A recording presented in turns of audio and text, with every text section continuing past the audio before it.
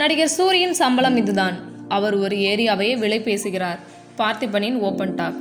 நடிகர் சூரி தமிழ் சினிமாவில் ரொம்ப கஷ்டப்பட்டு காமெடி நடிகராக ஆனார்.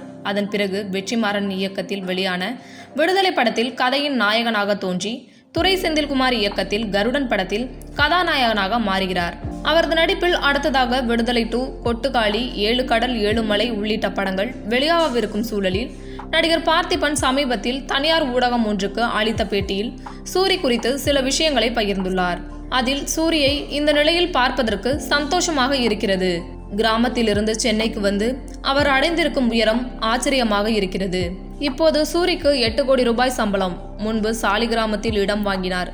இப்போது சாலிகிராமத்தையே வாங்க விலை பேசிக் கொண்டிருக்கிறார் என அவரது கலகலப்பு பேச்சுடன் அந்த பேட்டியில் குறிப்பிட்டிருக்கிறார்.